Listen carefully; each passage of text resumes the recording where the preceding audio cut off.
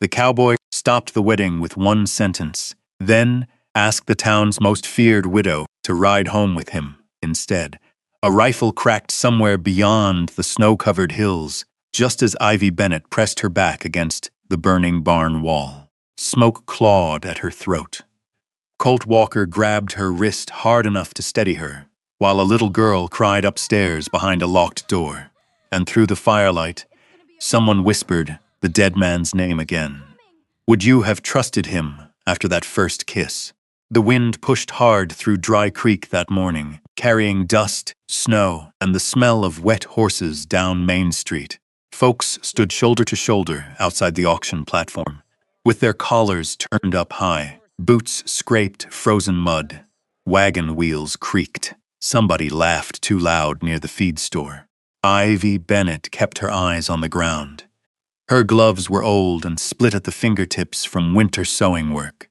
The hem of her dark coat brushed against her ankles as she stood near the back of the crowd, holding a folded tax notice in one hand. The paper had softened from how many times she'd read it beside lamplight. Past due. Final notice.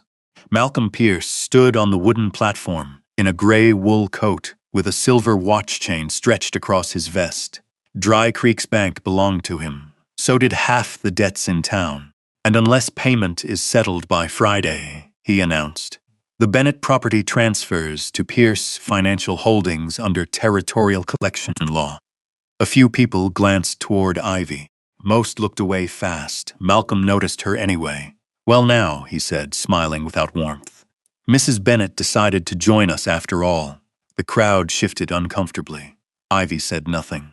Malcolm stepped down from the platform slowly, polished boots clicking against frozen boards. Truth is, he said, loud enough for everyone to hear, I offered generosity. More than once. Someone near the barber shop muttered, should've left town after that fire. Another voice answered quietly, would you stay where your husband burned alive? The words settled over the street like smoke. Ivy felt it happen again. The same thing that always happened. Conversation stopping, eyes moving, mothers pulling children a little closer. 2 years, and people still looked at her like ash might spread from her skin. Malcolm stopped in front of her. You could still sign the property over peacefully. That house belonged to my husband, Ivy said. Malcolm's smile thinned. Your husband owed money. My husband paid his debts. Then perhaps, Malcolm replied softly. He shouldn't have died before proving it. A few nervous laughs broke out nearby. Ivy's jaw tightened, but she kept her voice level. You already took his horses, and I'll take the rest too if I must. The church bell rang once across town. Cold air swept between the buildings.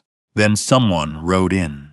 Heads turned toward the north road, where a tall bay horse pushed through drifting snow. The rider sat straight despite the long trail behind him. Dust coated his dark hat and canvas coat. A rifle rested in the saddle scabbard. Colt Walker. People recognized him immediately. Dry Creek always noticed when a Walker came to town. He swung down from the saddle outside Mercer boarding house and tied the reins without looking at anyone. Big shoulders, quiet eyes, gloves worn pale from rope burn and winter rains. Malcolm's expression shifted slightly.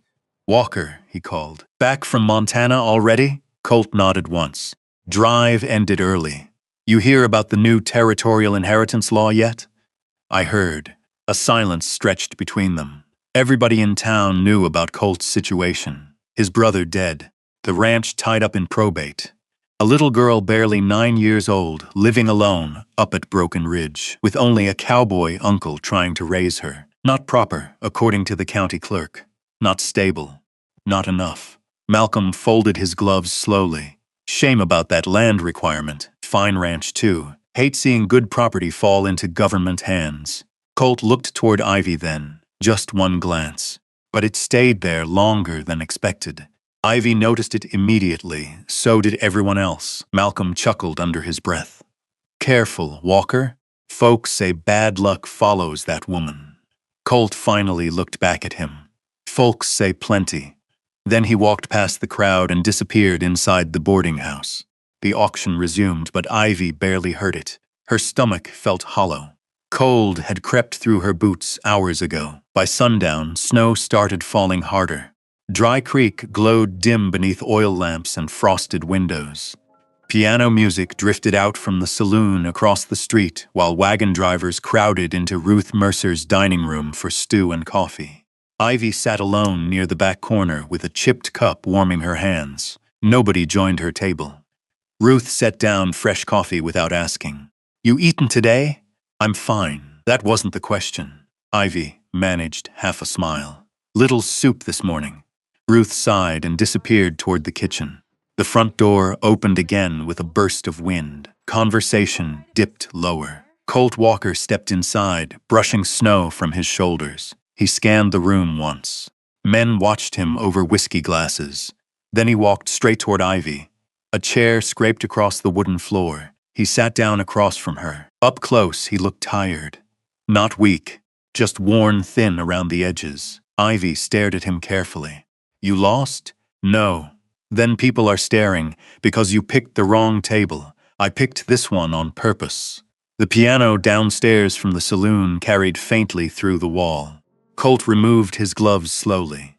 "I need a wife." Ivy blinked once. He added calmly, "Not company." For the first time all evening, the room went completely silent. Ivy looked at him like he'd lost his mind, and Colt Walker did not look away. The boarding house had gone so quiet she could hear the kitchen stove crackling behind Ruth Mercer's wall. Finally, Ivy set her coffee cup down carefully. "You don't even know me." Colt leaned back slightly in his chair. "I know enough. That makes one of us." A man near the window snorted into his whiskey. Another muttered something about Walker being desperate. Colt ignored both of them. "You got a ranch up at Broken Ridge," Ivy said slowly. "You could marry any woman in this territory." "No," he answered. "I couldn't." The words carried weight, not pity, not embarrassment, just truth. Ruth appeared beside the table, holding a dish towel in her hands. "Colt," she warned quietly, "you ought to think carefully before starting rumors in my dining room." "I already thought carefully." Ivy studied him. Snow melted slowly from the shoulders of his coat onto the floorboards beneath his chair. He looked like a man who spent more time around cattle than people. His jaw rough from days without shaving. His gloves cracked pale across the knuckles. Not handsome in the polished way town men tried to be, but steady. That was worse somehow. "Why me?" she asked. Colt glanced toward the window where Malcolm Pierce's bank sat dark across the street. "Because you know what it feels like when a town decides who you are before you open your mouth." Ivy's fingers tightened around the edge of the table. Nobody spoke for a second. Then she gave a dry laugh. "That's your marriage proposal?" "It's the honest version." Outside, wind rattled the boarding house windows. Colt reached into his coat pocket and placed folded papers on the table between them. County documents, official stamps from Cheyenne. Ivy frowned as she opened them. "Custody transfer?" she murmured. "My brother and his wife died last spring," Colt said. "Fever took her first. He lasted 2 days longer. His voice stayed even.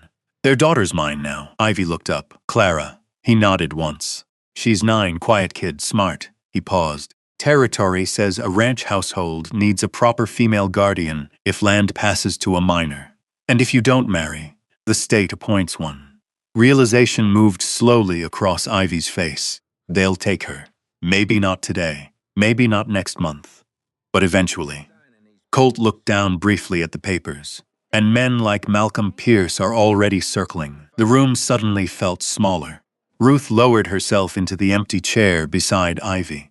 "Honey," she said gently, "you don't owe anybody an answer tonight." "I know," but Ivy kept staring at the papers.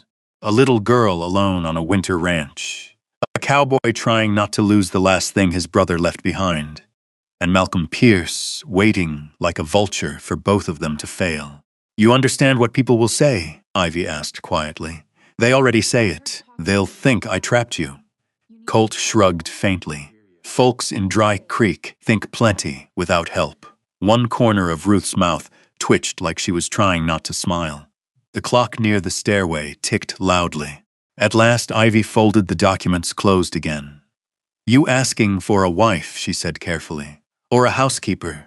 Colt met her eyes directly. I'm asking for a partner in the practical sense.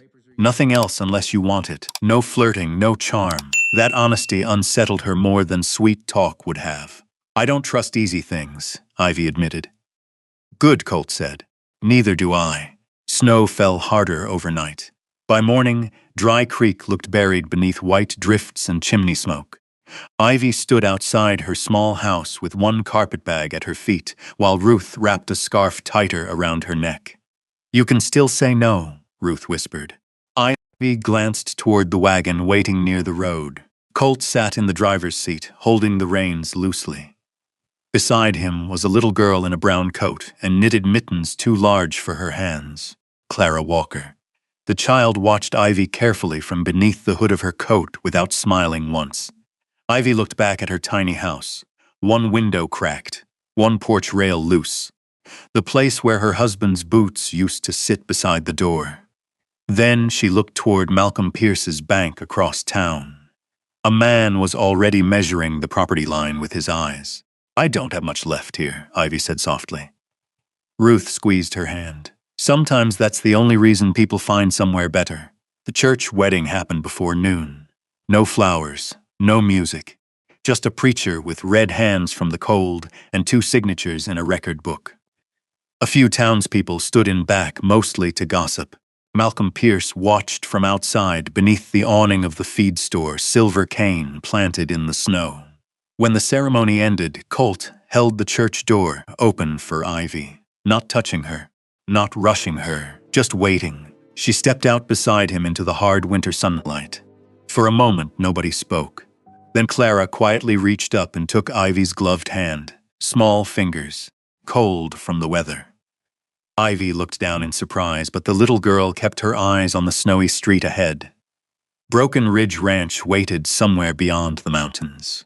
And for the first time in 2 years, Ivy Bennett found herself leaving Dry Creek with something she hadn't expected to carry again. Not hope exactly, but maybe the beginning of it. The ride to Broken Ridge Ranch took nearly 5 hours through snow-covered hills and narrow wagon trails half buried by winter wind. Clara sat between them in the wagon seat wrapped in an old buffalo blanket while Colt handled the reins with quiet focus. Nobody talked much. The horses snorted steam into the cold air. Pine trees crowded the higher slopes. Once in a while, Ivy caught sight of elk tracks cutting through the snow near the creek beds. By late afternoon, the mountains turned blue beneath the fading light. Then she saw it. Broken Ridge Ranch sat beneath a long rocky hill, with smoke rising from the chimney and weather-beaten fences stretching across open white pasture. A red barn leaned slightly against the wind. Lantern light glowed faint behind frosted windows. It looked lonely, but lived in. Colt climbed down first and opened the wagon door for Clara. The little girl stepped carefully onto the packed snow without saying a word. Then Colt reached up toward Ivy. She hesitated only a second before taking his hand. His palm felt rough and warm against the cold. Inside, the house smelled like cedar smoke, coffee grounds, and wool dried too close to a stove. A pair of tiny boots sat near the fireplace beside a rag doll missing one button eye. Clara removed her coat quietly and disappeared upstairs. Colt hung his hat near the door. Second room down the hall is yours. Mine? He glanced at her. Didn't seem proper putting you in mine the first night. Something about the way he said it made Ivy lower her eyes. Thank you. He nodded once. Supper's simple. Bacon and beans mostly. That's more than I had yesterday. For the first time, she saw the corner of his mouth almost move.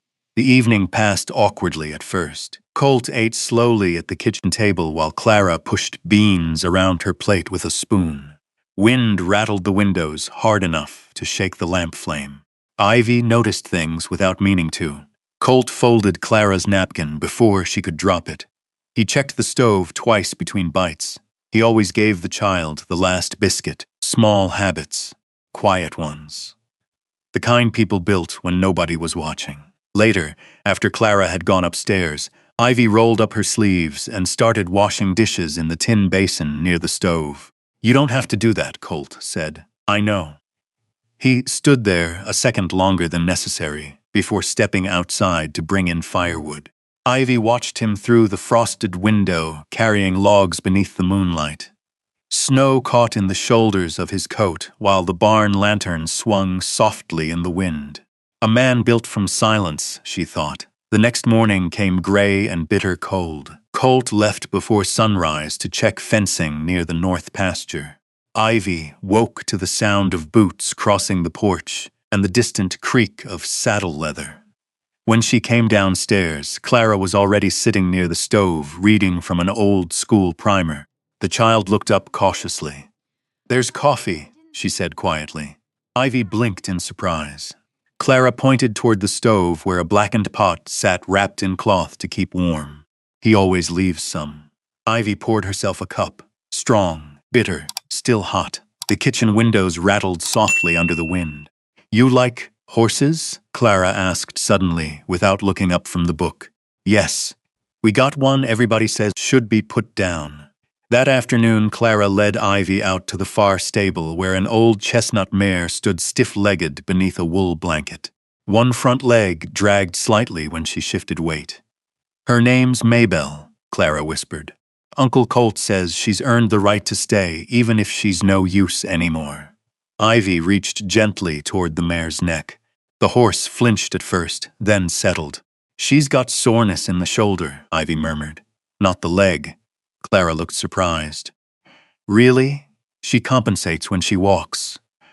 For the next hour, Ivy warmed towels near the stable lantern and rubbed the horse carefully while Clara handed her brushes and liniment jars from the shelf. By dusk, the child was talking more freely than before. Not much, but enough. That night, a storm rolled down from the mountains hard and sudden. Snow hammered the roof. Wind screamed through the fence posts outside. Near midnight, someone pounded on Ivy's bedroom door. "Miss Ivy!" Clara's frightened voice. Ivy opened it immediately. The girl stood barefoot in the hallway, clutching a lantern. The south gate broke open. Some cattle got out. A second later, Colt came upstairs already pulling on gloves. Snow covered his shoulders. "Stay inside," he told Clara. Then his eyes moved toward Ivy. "I can ride. You don't even know the trails. You can show me." For a moment, the wind filled the silence between them. Then Colt handed her an extra coat from the wall peg. The storm outside felt alive.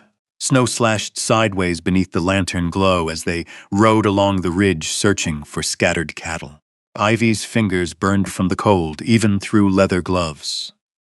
"There!" Colt shouted over the wind. 3 cows had wandered dangerously close to a narrow drop near the frozen ravine. Ivy turned her horse sharply to help circle them back. Then the ground beneath her mare shifted. The horse slipped. Everything happened fast after that. A spray of snow. A frightened scream from the animal.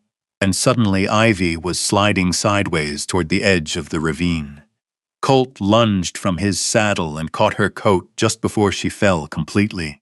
The force slammed her hard against him. Her hands grabbed instinctively at his shoulders. For one suspended second, neither of them moved. Snow blew wild around them, their faces inches apart, breath clouding between them. Then Colt kissed her. Quick, cold, desperate in a way neither of them expected. Ivy froze against him, so did he. And just as suddenly, Colt pulled back like he'd touched fire. The silence afterward felt louder than the storm.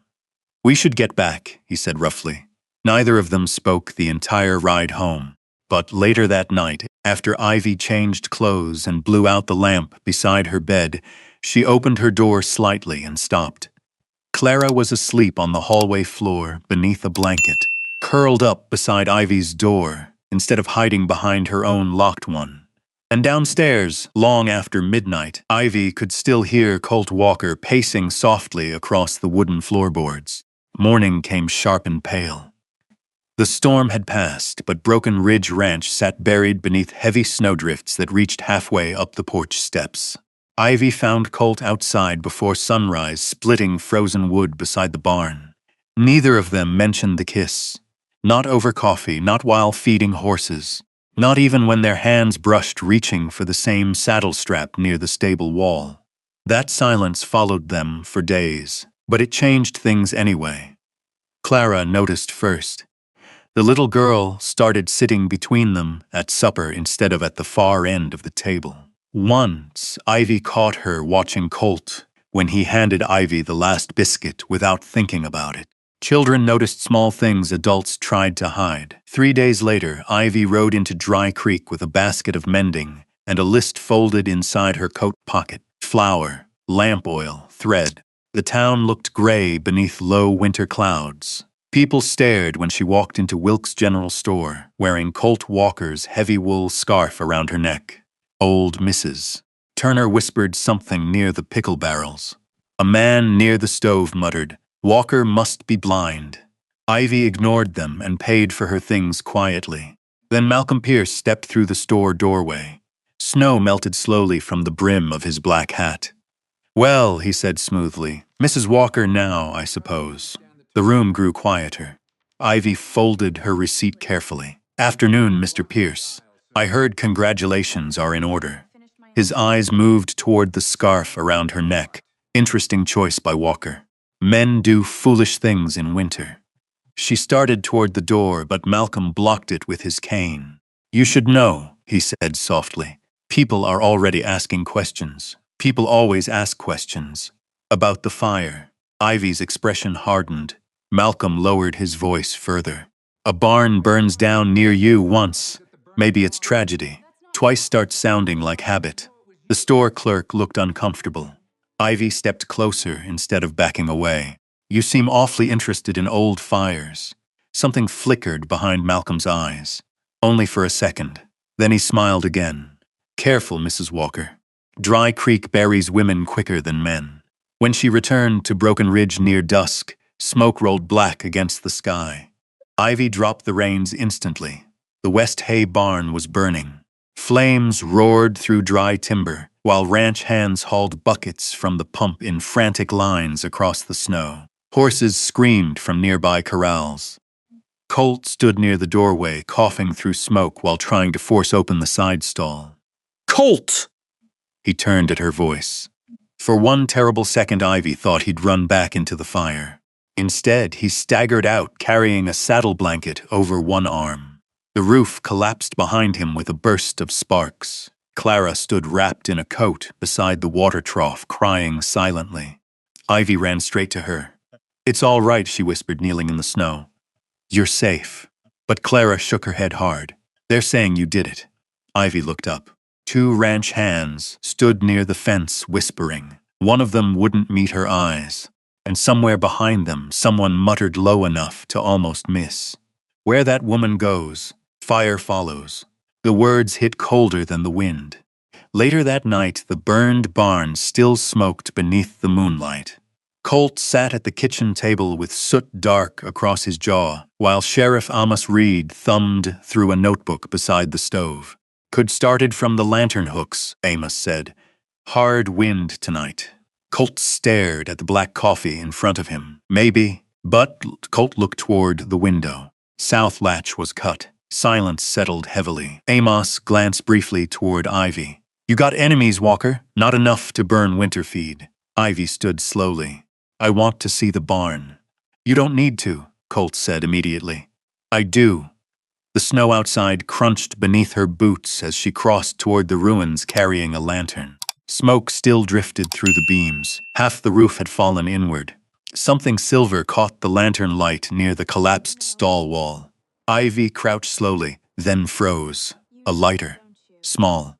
Engraved silver. Her breath stopped. She knew that lighter. Her husband had carried one exactly like it the night he died. "Miss Ivy?" She turned sharply. Wade Pierce stood near the barn entrance, with snow dusting his coat collar.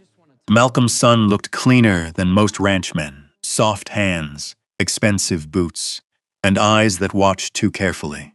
"Terrible thing," Wade said quietly. "Fire's a cruel way to lose something." Ivy closed her hand around the lighter. "What are you doing here?" "Father sent supplies." His gaze dropped briefly toward her fist. "Funny thing about old tragedies. Sometimes they have a way of coming back around." A chill moved through her that had nothing to do with winter. The next afternoon, Sheriff Amos pulled Colt aside near the stable while Ivy brushed snow from Maybelle's blanket nearby. Your wife's husband, Amos said quietly. Before he died, he'd been asking questions. Colt looked up. Questions about what? Water deeds, land transfers. Amos lowered his voice further. Some folks around Dry Creek think Malcolm Pierce has been stealing creek access from smaller ranches for years. And Ivy's husband knew. Maybe enough to get himself killed.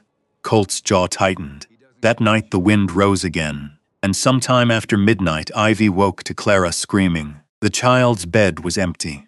The back door stood open wide against the snow. Colt was already pulling on boots when Ivy ran downstairs. Fresh wagon tracks cut deep through the yard, heading north toward the abandoned rail line beyond the ridge. Then Ivy saw something half buried near the porch post. A child's mitten, Clara's, and beside it cigar ash. The same sweet tobacco Wade Pierce smoked in town. Colt saw it too. His face changed instantly, not panic, something colder. He grabbed the lantern from the porch hook and headed toward the stable without another word. I'm coming with you, Ivy said. No, she knows me. If Clara's scared, she'll come to my voice faster. Colt tightened the saddle strap hard enough to creak leather. Snow blew sideways through the yard while the horses stamped nervously inside the barn. Finally, he nodded once. Stay close to me. The wagon tracks cut north beyond Broken Ridge, through frozen pine and old railroad ground nobody used anymore. The trail grew rougher near the abandoned freight depot, where rusted rails disappeared into drifts of snow. A light flickered faint in the distance. Colt raised one hand. They stopped near a stand of dead cottonwoods. The old storage barn leaned crooked beside the tracks, with one broken window glowing lantern yellow from inside. Ivy could hear wind rattling loose tin overhead, then a child crying, Clara. Ivy moved before Colt could stop her. She pushed through the barn door into stale hay dust and cold smoke. Clara sat tied loosely beside a feed barrel with tears streaking her cheeks. Miss Ivy! Ivy rushed toward her, and Wade Pierce stepped out from behind the shadows with a revolver hanging low beside his leg. Easy now, he said softly. Colt entered behind Ivy, shotgun already raised. For one long second, nobody moved. Wade looked calmer than he should have. Snow melted slowly off his coat collar while lantern light shook across his face. You kidnapped a child, Colt said quietly. Wade shrugged once. Wasn't supposed to go this far. Then why'd you do it? His eyes shifted toward Ivy. Because she keeps digging where she shouldn't. Ivy felt Clara clutch her sleeve. The lighter, Ivy whispered. It was yours. Something flickered across Wade's face. Not guilt, memory. That barn fire 2 years ago, Ivy said slowly. You were there. Wade laughed under his breath. Your husband should have minded his business. Colt's grip tightened on the shotgun. What business? Wade glanced toward the window like he could already see the whole town collapsing beneath him. Your dead husband found papers, water deeds, transfers. His smile turned thin. Turns out Malcolm Pierce didn't build his bank honest. Ivy's heartbeat thudded hard in her ears. My husband knew? He knew enough. Wade rubbed one hand across his jaw. He threatened to go to Sheriff Reed, said he had copies hidden. Clara looked up fearfully between them. Ivy kept her voice steady somehow. So you killed him. Wade's expression changed fast then. Anger replacing control. I didn't mean to. The words echoed through the barn. Silence followed. Snow hissed outside against warped wood walls. Wade swallowed hard. He grabbed me first.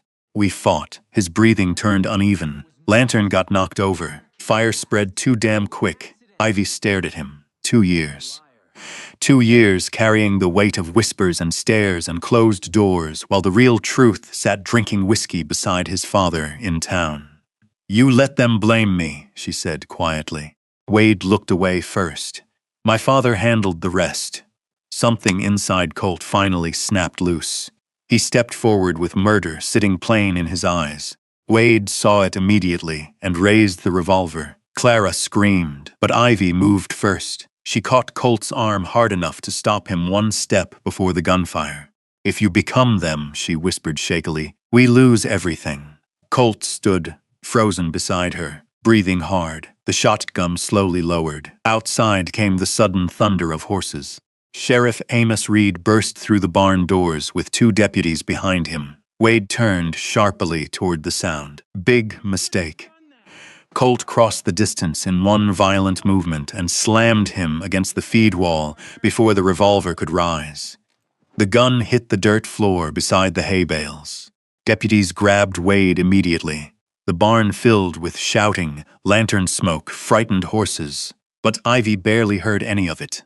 She stood there holding Clara, while Amos Reed knelt beside the dropped revolver. "You all right?" the sheriff asked gently. Clara nodded against Ivy's shoulder. Amos rose slowly and looked at Wade with disgust. "Your father's done." Wade's face went pale. "You can't prove anything." "Oh, I think we can." Amos pulled folded papers from inside his coat. "Found forged water deeds in Malcolm's office tonight, along with letters tying him to half the Stolen Creek claims in this county." Wade stopped struggling. Outside, dawn was beginning to gray the horizon. Colt stepped toward Ivy carefully, like he wasn't sure she'd let him close after all this. "You hurt?" he asked quietly. She shook her head, but her eyes looked different now. Not haunted, just tired, very tired. Clara reached for Colt's hand with one mittened hand, while holding Ivy's coat sleeve with the other. And standing there in that freezing barn beside old railroad tracks and the ruins of somebody else's lies, the 3 of them looked less like strangers than they had the day before. Much less. Maybe that's what home really is. Not the house you started in. Not the town that judged you. Not even the name people used when they whispered about you behind closed doors. Maybe home is the place where somebody finally sees you clearly and stays. If you've ever carried a past that wouldn't let go of you, if you've ever walked into a room and felt people decide who you were before you even spoke, then you probably understand Ivy better than most. And maybe you understand Colt too, because sometimes the strongest kind of love isn't loud. It's a cup of coffee left warm on the stove before sunrise, a hand reaching for yours in the dark, a man choosing not to become cruel, even when anger would have been easier. Out in places like Dry Creek, winter could harden a person. But every once in a while, life handed somebody a second chance anyway. Not to erase the scars, just to stop living inside them. And somewhere beyond those snowy ridges, with the barn smoke fading into the morning sky, Ivy finally stopped looking like a woman the town feared. She looked like someone who belonged. If this story stayed with you tonight, tell me in the comments where you would have gone after leaving Dry Creek, and if you'd like, stay a little longer. There are still more dusty roads, quiet cowboys, broken hearts, and healing stories waiting just beyond the next lantern light.